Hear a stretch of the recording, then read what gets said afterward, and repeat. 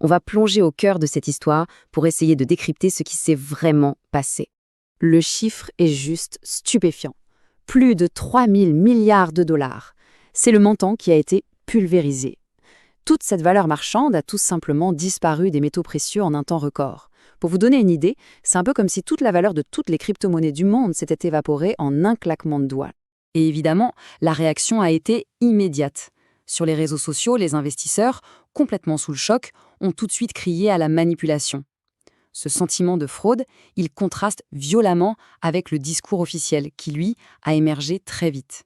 C'est vraiment là que notre enquête commence, entre la colère des investisseurs d'un côté et les explications, disons officielles, de l'autre. Alors voilà, d'un côté, on a l'histoire officielle qui nous parle de prise de bénéfices logique, de la peur d'un changement à la tête de la Réserve fédérale, et bon, d'une simple volatilité. Et de l'autre, eh bien, il y a des faits qui dérangent un peu.